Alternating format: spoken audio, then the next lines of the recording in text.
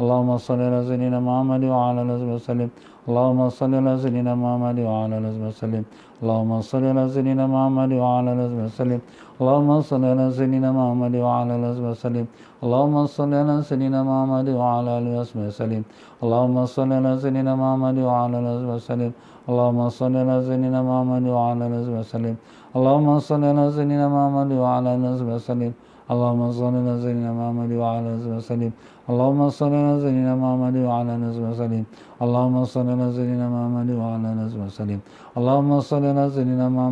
آله وصحبه وسلم اللهم صل على سيدنا محمد وعلى آله وصحبه وسلم اللهم صل على سيدنا محمد وعلى آله وصحبه وسلم اللهم صل على سيدنا محمد وعلى آله وصحبه وسلم اللهم صل على سيدنا محمد وعلى آله وصحبه وسلم اللهم صل على سيدنا محمد وعلى آله وصحبه وسلم اللهم صل على سيدنا محمد وعلى آله وصحبه وسلم اللهم صل على سيدنا محمد وعلى آله وصحبه وسلم اللهم صل على سيدنا محمد وعلى آله وصحبه وسلم اللهم صل على سيدنا محمد وعلى آله وصحبه وسلم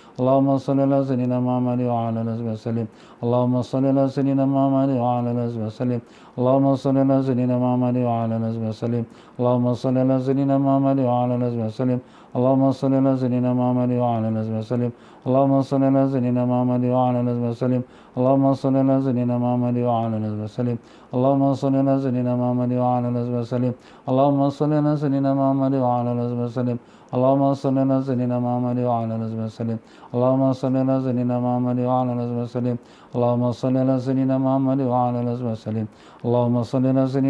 وعلى آله وصحبه وسلم اللهم صل على سيدنا محمد وعلى آله وصحبه وسلم اللهم صل على سيدنا محمد وعلى آله وصحبه وسلم اللهم صل على سيدنا محمد وعلى آله وصحبه وسلم اللهم افتح علينا وعلى ذريتنا فتوح العارفين اللهم علمنا ما ينفعنا وانفعنا بما علمتنا وزدنا علما اللهم يا معلم إبراهيم علمنا يا مفهم سليمان فهمنا سبحانك لا علم لنا إلا ما علمتنا إنك أنت العليم الحكيم ولا حول ولا قوة إلا بالله العلي العظيم إلهنا أنت مقصودنا ورضاك مطلوبنا أعطنا محبتك ومعرفتك وصلى الله على سيدنا محمد وعلى آله وصحبه وسلم والحمد لله رب العالمين.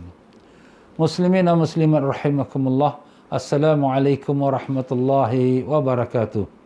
Alhamdulillah, syukur kita pada Allah Ta'ala dengan limpah kurnia taufik hidayatnya telah diperkenankan kita untuk mengikuti program kuliah fardu ain kita pada petang ini yang mulia. Mudah-mudahan kita dapat manfaatnya insya-Allah. Para jemaah sekalian semua, apa khabar? Alhamdulillah. Mudah-mudahan Allah panjangkan umur dalam sihat walafiat, disembuhkan semua penyakit, dikabulkan sekalian hajat, ditanamkan iman dan taqwa, dibukakan pintu ma'rifat dan ditemukan kita dengan Rasulullah sallallahu alaihi wasallam. Allahumma amin ya rabbal alamin.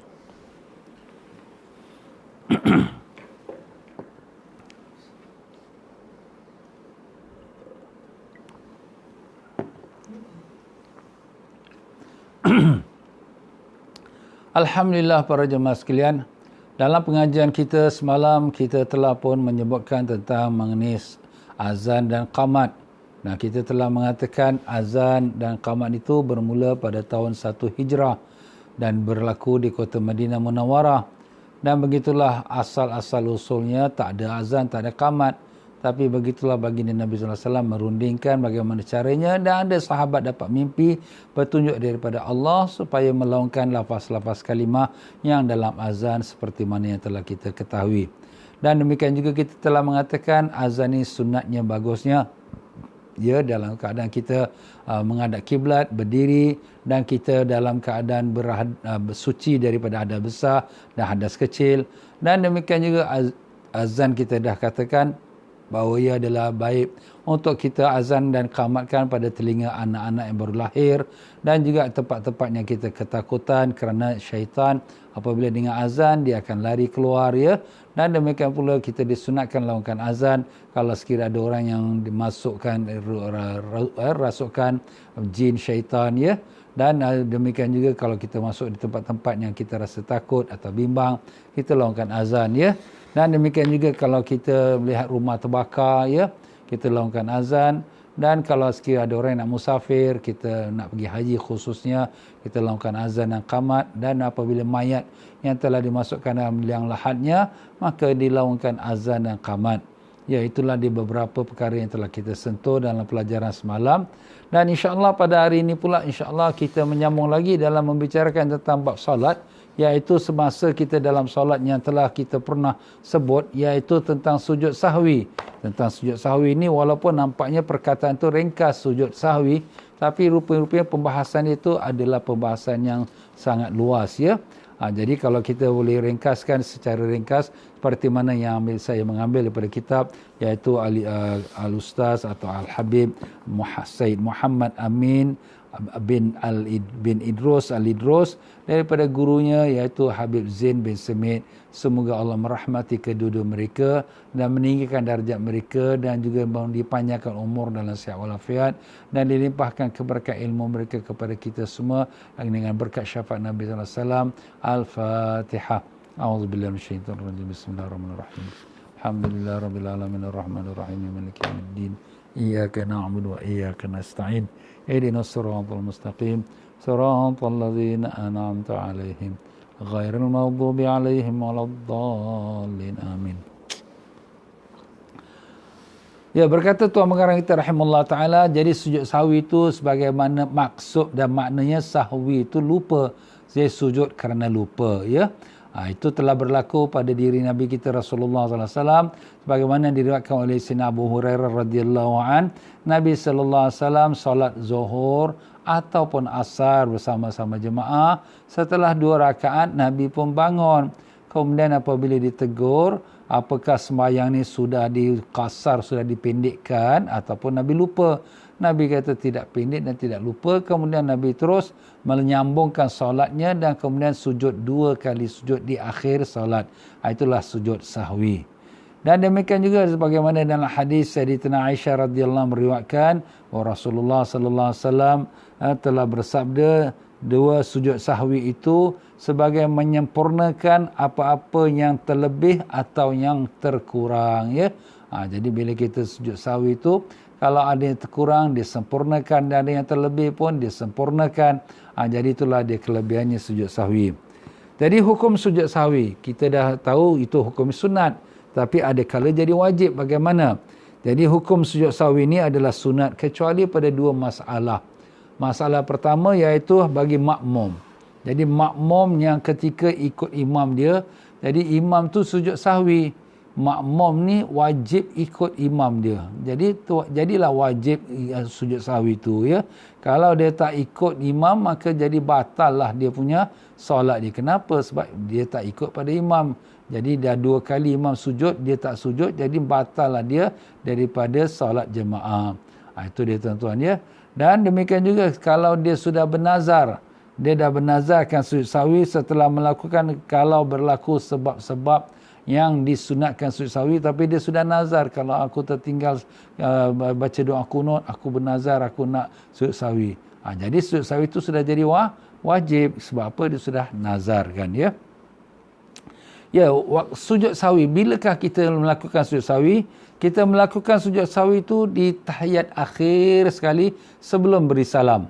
Sudah habis kita punya tahiyat akhir, sebelum kita nak assalamualaikum, itulah kita lakukan sujud sahwi. Andai kata kalau dia sujud sahwi, andai kata kalau dia sujud sahwi itu setelah salam dari solatnya, itu dibolehkan dengan 3 syarat. Macam mana pula? Lepas dia beri salam baru dia sujud sahwi.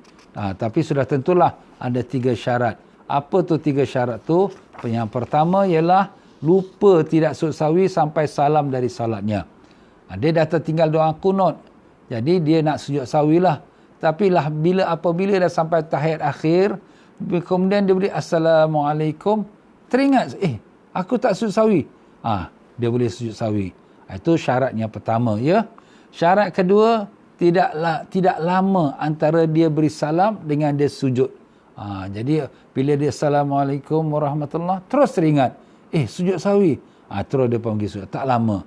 Kalau dah lama assalamualaikum warahmatullahi, dah assalamualaikum warahmatullahi, dah baca-baca doa, aku nak sujud sahwi tadi tak sujud pula. Dah terlepas, dah lama sangat, ya. dan tidak mengerjakan hal-hal yang dapat membatalkan salat. Seumpama dia beri Assalamualaikum warahmatullahi, Assalamualaikum warahmatullahi, dia terbuang angin, dah batal lah. Dah batal wuduk, mana boleh sujud sahwi lagi. Jadi macam itulah dia tuan-tuan. Jadi andai kata kalau kita sudah beri salam dan kemudian baru teringat yang kita nak sujud sahwi tapi belum sujud lagi, maka kita segerakanlah Assalamualaikum warahmatullahi, terus teringat nak sujud sahwi, terus Allah Akbar, kita sujud sahwi. Jangan kita lambat-lambatkan lagi, ya. Itulah dia perkara yang mengenai tentang masa bilakah kita sujud sahwi.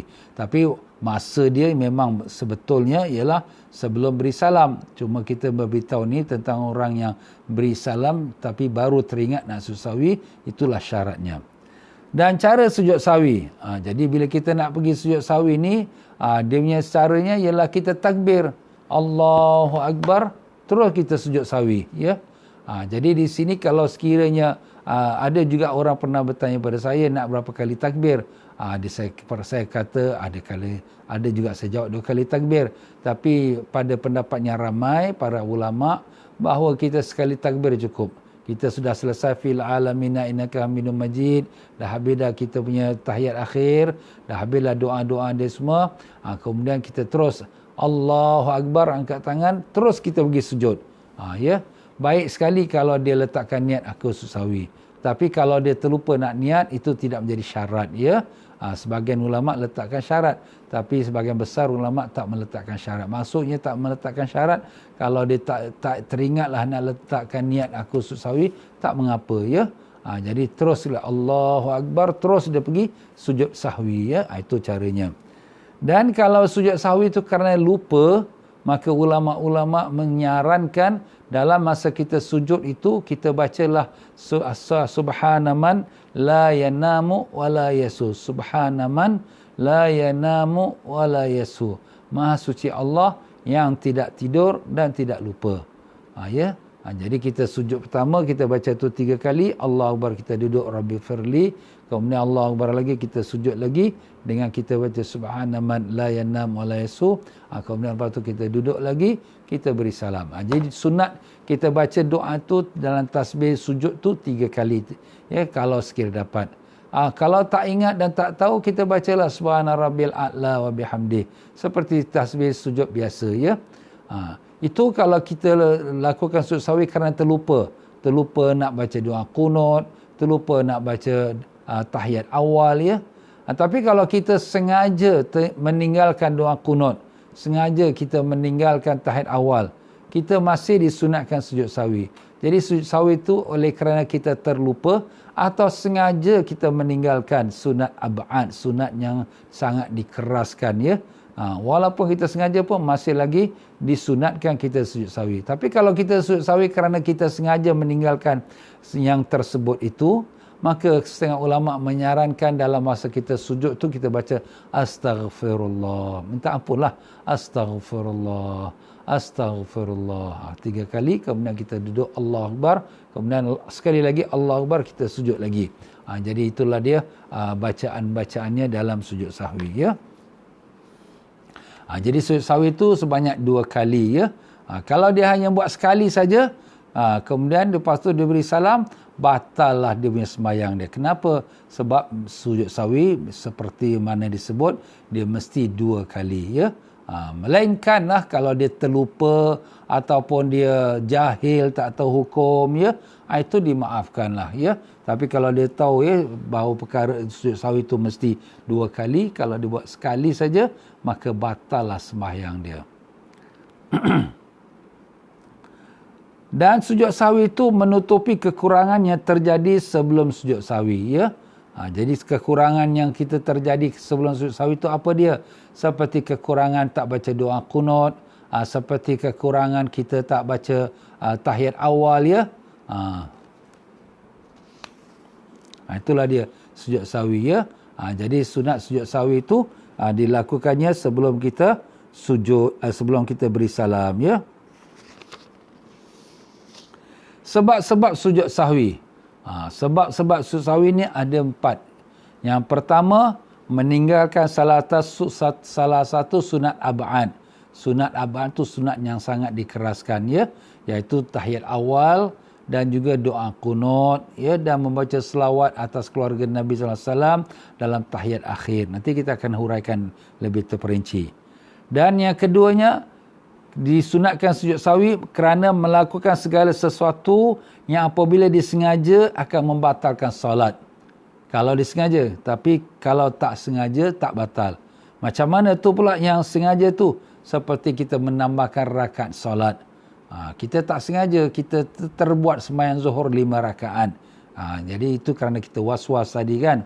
Kalau sengaja buat 5 rakaat batal, ya. Itu sebagai contoh. Jadi kalau kita melakukan sesuatu, kalau dengan sengaja batal salat. Tapi kalau tak sengaja tak batal, itu disunatkan juga kita sujud sahwi. Dan yang ketiga, antara sebab kita sujud sahwi kerana memindahkan rukun qauli, pindahkan rukun bacaan. Macam mana? Dalam kita baca Fatihah waktu berdiri, tapi kita dah pergi dalam rukuk kita baca Fatihah. Kenapa pula dinilai rukuk baca Fatihah? Mengantuk sangat. Itulah sebab tu di sini kita kalau mengantuk kita tidur. Melainkan dalam keadaan tak ada masa lagi nak habis, itu kita semayanglah, ya. Jadi macam tu. Jadi kalau dia pindahkan rukun qauli daripada tempatnya, dia kenalah sujud sahwi. Habis ustaz kalau dia dalam masa dia berdiri tak baca Fatihah dan rukuk baru baca Fatihah, berdiri dia tu sah ke tak sah? Jadi Fatihah tempat yang berdiri, jadi dia kena kembali kepada berdiri dan kemudian bacalah Fatihah dengan betul, kemudian teruskanlah rukun-rukun yang berikutnya. Dan demikian juga antara yang disunatkan kita sujud sahwi ialah kerana mengerjakan rukun fi'li kerana timbulnya rasa ragu-ragu. Kita was-was, ya. Kita punya semayang ni 4 rakaat ke 3 rakaat. Tambah satu lagi lah, ya. Jadi itu maknanya kita merasa was-was, ragu-ragu, ya. Sebab tu disunatkan sebelum kita nak mulakan solat tu, kita baca qul a'udzu birabbin nas malikin nas ilahin nas, ya. Itu memang surah itu ialah untuk menghilangkan was-was, min syarril waswasil khannas. Syaitan yang membawa kita pada was-was tu namanya khannas. Khannas ni dia masuk dalam hati dan dia was-waskan kita. Dia bawa kita, fikiran kita fikir jauh-jauh. Kemudian lepas tu bila kita nak beri salam, kita terfikir, aku ni rakaat ke berapa? Jadi macam tu. Ya, jadi sunat ab'ad yang tadi kita dah sebutkan. Sunat ab'ad ialah sunat yang kalau ditinggalkan, disunatkan kita sujud sahwi. Kalau tak buat sujud sahwi, sah sembahyangnya. Tapi disunatkan kita sujud sahwi. Apa dia sunat ab'ad? Dia ada 7. Pertama, tasyahud awal, membaca at-tahiyatul sampai asyhadu anna Muhammadar Rasulullah. Dan kedua, duduk dalam masa baca tasyahud awal. Jadi membaca tasyahud tu satu perkara, duduk dalam membaca tasyahud tu satu perkara lagi. Dan membaca selawat pada Nabi sallallahu alaihi wasallam pada tahiyat awal. Membaca selawat pada Nabi sallallahu alaihi wasallam tahiyat awal, ya. Jadi makna di sini dalam tahiyat awal tu ada 3 perkara. Ya, pertama ialah kita baca tahiyat awal, keduanya kita duduk, dan ketiganya kita baca selawat atas Nabi sallallahu alaihi wasallam. Jadi kita baca tahiyat awal daripada at-tahiyatul sampai asyhadu anna Muhammadar Rasulullah, itu tahiyat awal. Ya, kemudian lepas tu baca Allahumma shalli ala sayyidina Muhammad. Itu selawat atas Nabi sallallahu alaihi wasallam pada masa kita sedang duduk. Itu tahiyat awal.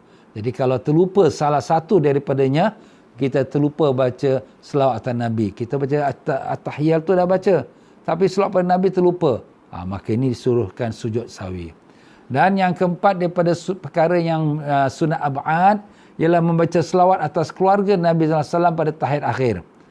Membaca selawat pada Nabi sallallahu alaihi wasallam di tahiyat akhir adalah rukun. Allahumma salli ala sayyidina Muhammad. Itu rukun. Wa ala ali sayyidina Muhammad. Wa ala ali sayyidina Muhammad. Dan di atas keluarga Nabi Muhammad sallallahu alaihi wasallam. Itu adalah sunat ab'ad. Terlupalah ustaz, saya nak baca. Kita dah tahiyat akhir, kita baca Allahumma shalli ala sayyidina Muhammad wa Allahumma shalli ala sayyidina Muhammad. Kemudian terlupa nak baca wa ala ali Muhammad. Kemudian nak sujud sahwi. Tak payahlah. Engkau pun sekarang duduk tahiyat akhir juga. Jadi kau baca sajalah, iaitu wa ala ali sayyidina Muhammad, ya. Dan yang kelima, membaca kunut pada solat subuh. Baca kunut solat subuh. Baca kunut solat subuh. Kemudian membaca selawat dalam kunut. Selawat pada Nabi sallallahu alaihi wasallam. Lepas kita dah baca doa kunut tu, kemudian kita baca wa sallallahu ala sayyidina Muhammad. dan membaca selawat dan salam atas keluarga Nabi SAW dalam doa kunut. Wa ala ali sayyidina Muhammad. 3 perkara yang disunatkan dalam kita baca doa kunut. Doa kunutnya dan selawat atas Nabi SAW dan juga keluarga Nabi SAW. Alamak, tadi saya doa kunut, saya terlupa nak baca wa sallallahu ala sayyidina Muhammad. Okey, nanti kau sebelum beri salam, kau sujud sahwi 2 kali. Itu dia tuan-tuan ya.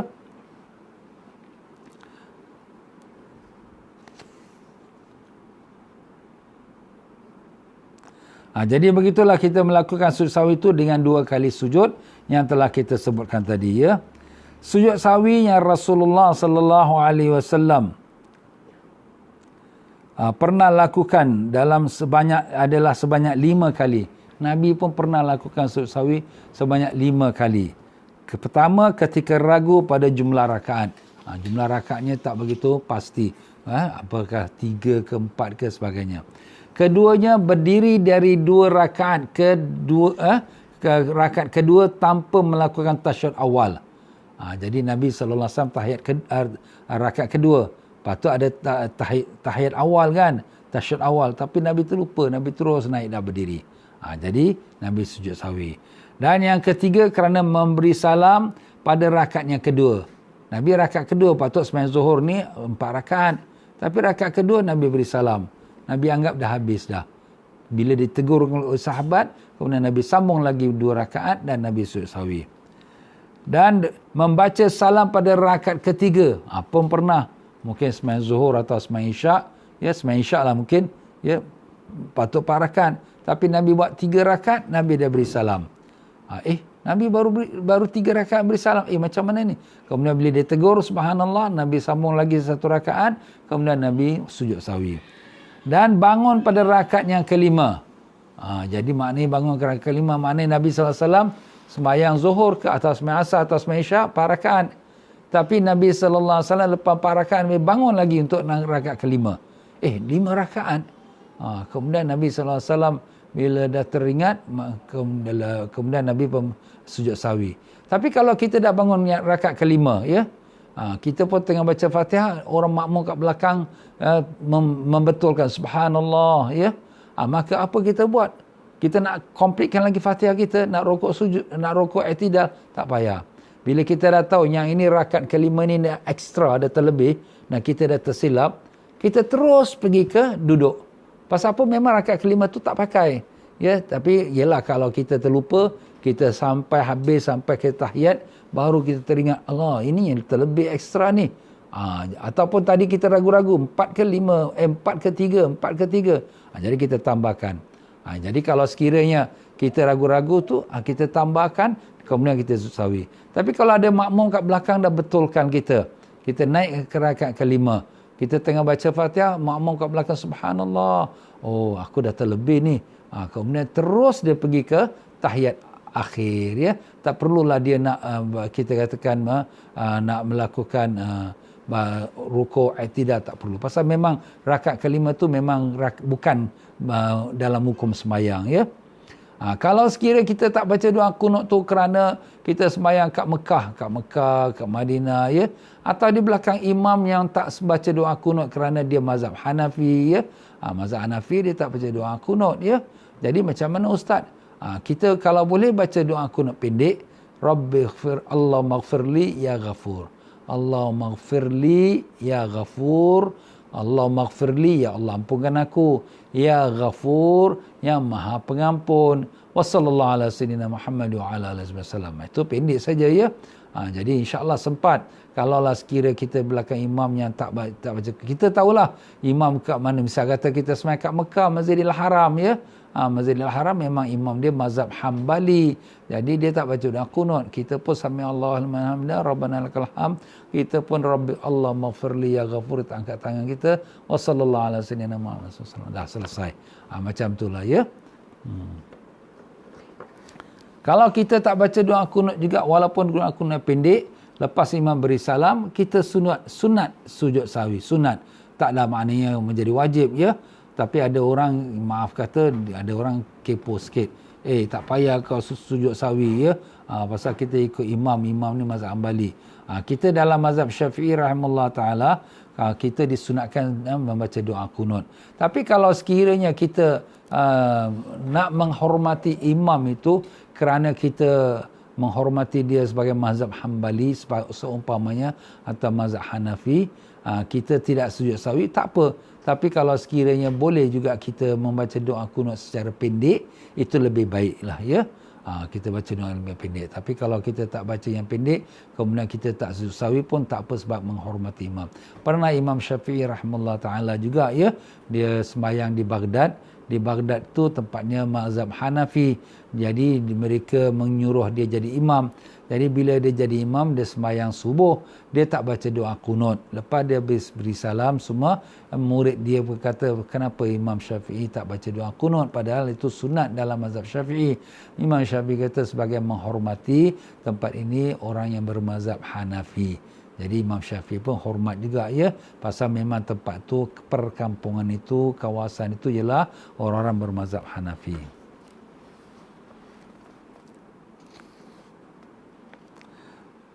Baik, jadi sunat sujud sahwi itu kalau kita tertinggal daripada sunat ab'ad, ya, disunatkan.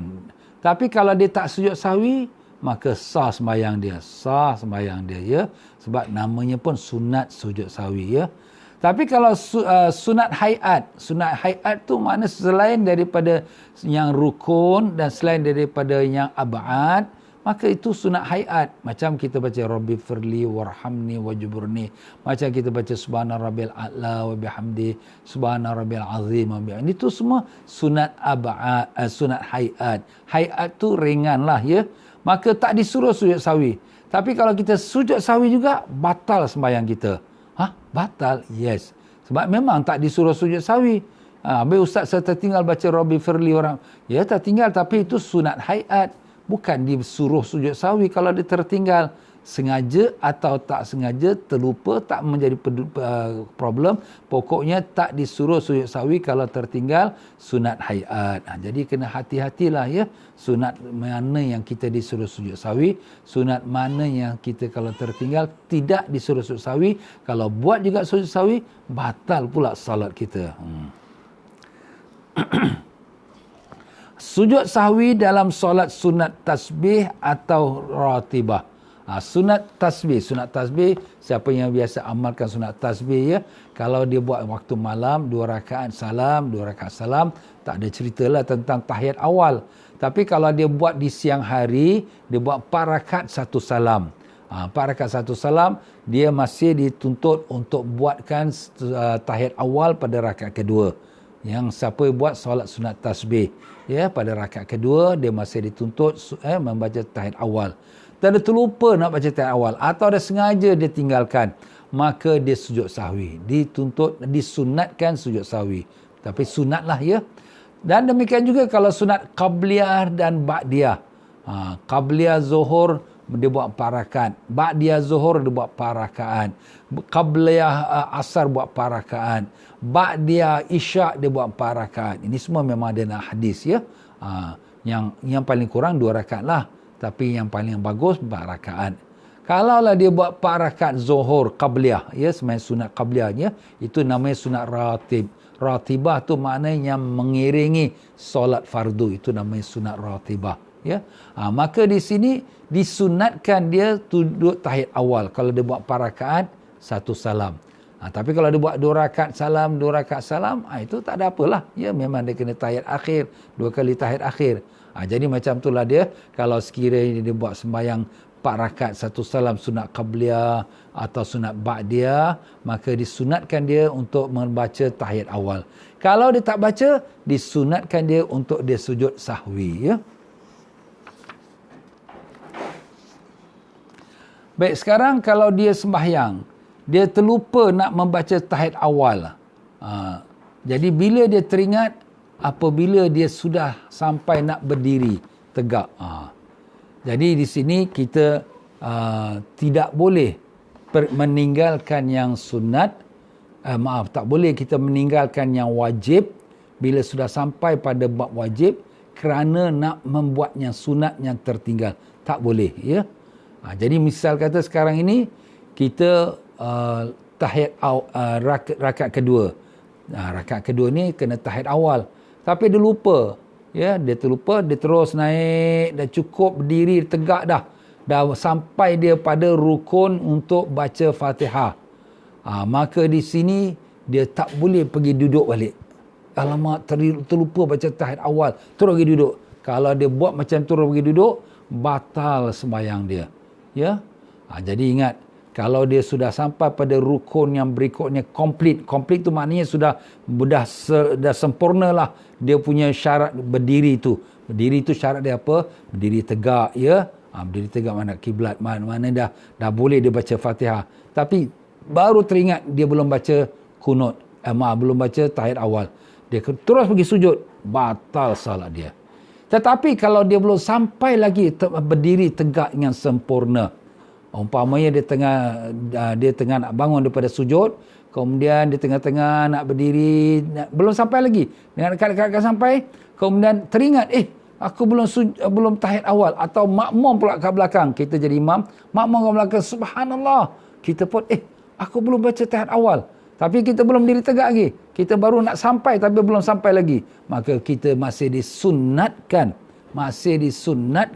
untuk kita turun dan kita baca tahiyat awal.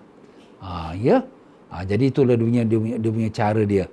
Jadi kalau kita berdiri daripada tahiyat rakaat kedua masuk rakaat ketiga, kalau belum sampai pada had perenggan berdiri yang sempurna untuk baca Fatihah, maka dia teringat akan dia tertinggal tahiyat awal, disunatkan dia pergi ke duduk tahiyat awal.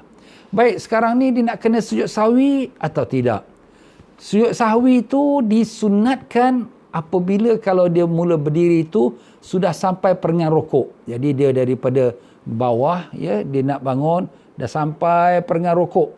Lebih sikit pada rukuk, baru teringat yang dia belum lagi tahiyat awal. Ya. Ataupun sudah sampai setengah nak berdiri, baru teringat dia belum tahiyat awal. Dia pun pergi duduklah tahiyat awal, maka dia disunatkan untuk duduk tahiyat dia disunatkan untuk sujud sahwi.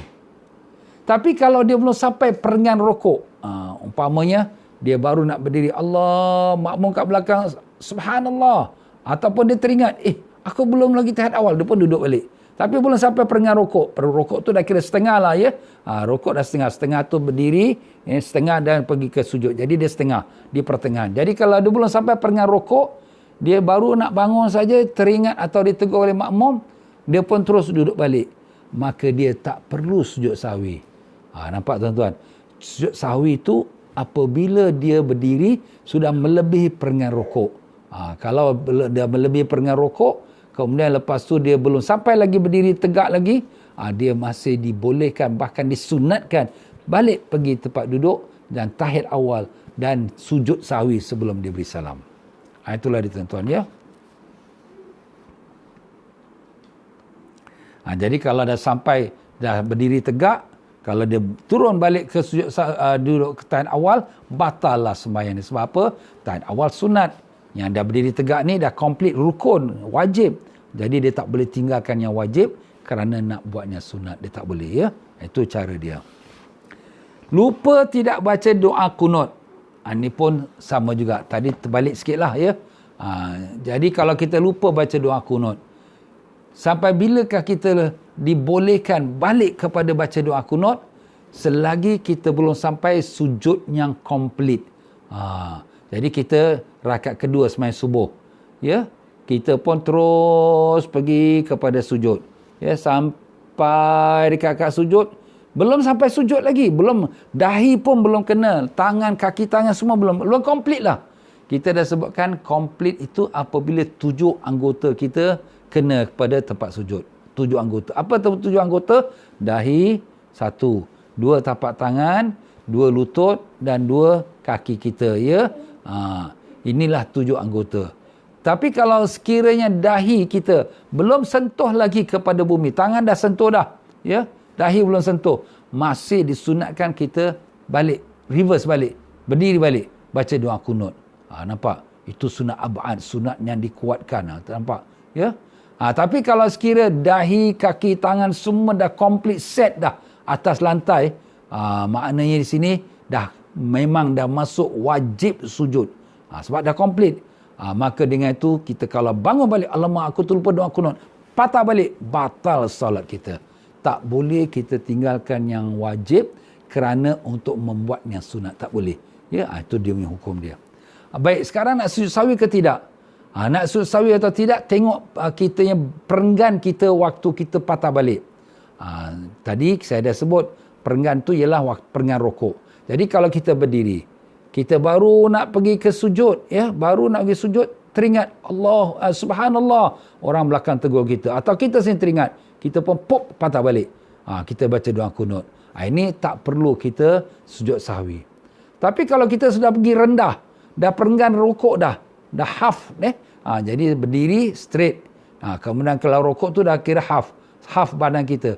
Jadi kalau kita dah rendah sampai had rokok, atau lagi lebih rendah lagi, walaupun tangan kita dah kena lantai tapi dahi selagi belum sujud lagi, maka bila kita teringat belum kunut dah, terus kita patah balik, apakah kita sunat sujud sahwi? Yes, sunat kita sujud sahwi kerana kita sudah lebih rendah daripada perenggan rokok kita. Jadi itu tuan-tuan dan puan-puan, ya. Itu dalam masalah itu. Jadi tak semua kalau orang terlupa tu sujud sahwi, ya. Dia terlupa tapi dia belum sampai perenggan rokok, maka dia boleh patah balik. Dan kalau dah lebih pada perenggan rokok, dia masih boleh patah balik lagi untuk doa kunut, barulah dia sujud sahwi, ya. Dan kalau sudah tangan dia kena ke lantai, masih lagi disunatkan dia patah balik pergi doa kunut. Kemudian tapi selagi dahi dia belum kena pada lantai lagi, belum complete set lagi untuk dia dan sujud, maka dengan itu dia masih boleh patah balik pergi doa kunut dan dia sujud sahwi kerana dia terlupa tadi. Terlupa sekejap lah, bukan terlupa seterus-terusnya, ya. Jika sekiranya seorang ragu pada jumlah rakaat, ni kita was-was lah, ya.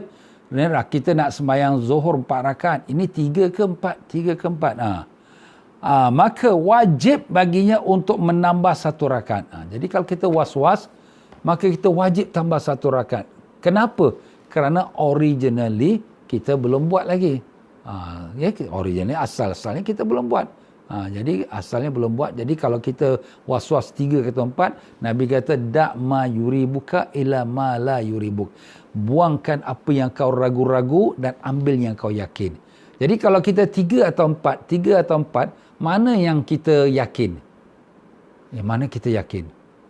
Jawapannya yang kita yakin 3. Ini 3 kita yakin. Kenapa? Sebenarnya yang was-was ni 4. Dah masuk 4 ke belum? Dah masuk 4 ke belum? Itu yang was-was. Yang 3 ni dah confirm dah. 3 dah buat dah. Tapi dah masuk 4 ke belum? Ini 4 ni inilah yang was-was. Jadi Nabi kata buang yang was-was. Ambil yang yakin.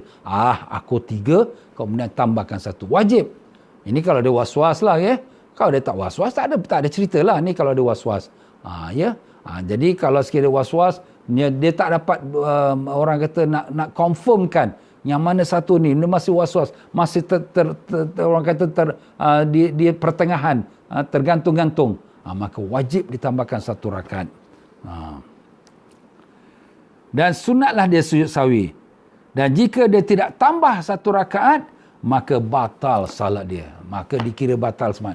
Walaupun dia memang sudah buat 4 rakaat, tapi kerana dia was-was, jadi bila dia was-was ni, dia balik pada hukum asal. Hukum asal antara 3 dan 4, hukum asal dia kena 3 dah komplit.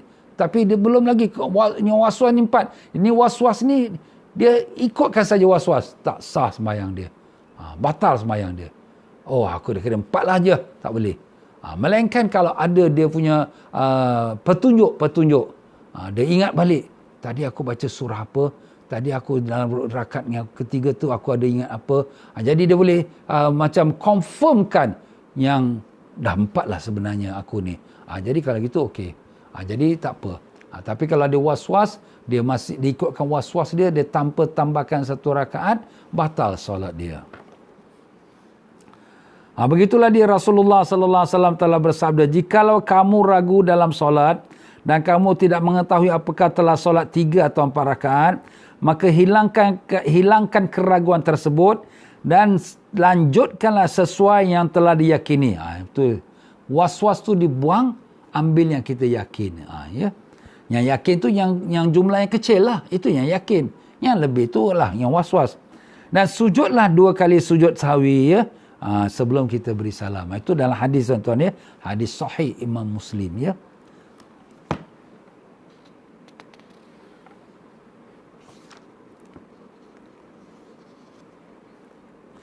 Perbezaan pendapat para ulama mengenai hukum sujud sahwi.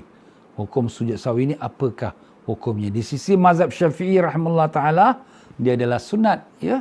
Dan juga di sisi Imam Abu Hanifah. Mazhab Syafi'i dengan Imam Abu Hanifah sunat. Sunat kalau kita buat dapat pahala. Kalau kita tinggalkan tak berdosa. Itu nama sunat ya. Ustaz, saya tak baca doa kunut, saya tak sujud sahwi. Batal ke semayang? Tak payah tanyalah. Ini kan benda namanya sunat. Dah bila kata sunat, buat dapat pahala, tak buat tak berdosa, tak batal sembahyang kita ya. Dan pada pendapat Imam Ahmad Ibn Hanbal mazhab Hambali, hukumnya adalah wajib. Oh berat tu. Kalau dah wajib tak buat berdosa. Imam berdosa atau imam batal sembahyang dia. Kalau dia lah dia masalah yang perkara-perkara yang dia tinggalkan disuruh sujud sahwi, dia tak buat, batal sembahyang dia ataupun berdosa ya. Berdosa yang batal ni beza sikit. Berdosa ni berdosa tapi tak mesti batal. Tapi kalau dah batal, terus semayang tu tak pakai, kena ulang balik. Ya. Dalam mazhab Imam Malik, hukumnya adalah wajib jika kerana sebab kurang. Ya. Kalau kurang tu mana kurang tak baca tahiyat awal umpamanya. Ya. Jadi itu disuruhkan sujud sahwi itu jadi wajib. Dan jika kerana terdapat lebih, maka dan jadi hukum sunat. Terlebih tu macam kita tertambah rakaat. Dah penghujung solat, baru kita ingat, Allah, aku ni sebenarnya tadi rakaat ke-5 dah aku ni. Jadi dah tambah rakaat. Jadi sunatlah sujud sahwi. Baik, itu mazhab Maliki ya. Tapi pokoknya mazhab Syafi'i kita rahimahullah ta'ala, hukum sujud sahwi adalah sunat ya. Jadi baiklah kalau kita buat ya. Kalau kita tak buat, tidaklah batal solat kita. Baiklah tuan-tuan dan puan-puan, itulah sedikit daripada perbincangan kita pada petang ini. Walaupun sujud sahwi itu selalu kita dengar, tetapi nampaknya pada petang ini kita dapat mendalami lagi dan mudah-mudahan menjadi manfaat untuk kita semua insya-Allah ya. Maaf sajalah dalam penyampaian saya mungkin ada tersilap kata, terkasar bahasa, mana-mana yang tak kena itu, semua tu pada kelemahan saya, dan yang mana benar tu semua adalah daripada Allah SWT. Jadi dengan itulah tuan-tuan dan puan-puan ya, saya ulangi lagi sekali, semua dalam ibadat solat kita, yang mana rukun yang 13 itu mesti buat. Tak buat, tak sah sembahyang kita. 13 rukun kita dah sebutkan awal-awal dalam pelajaran kita.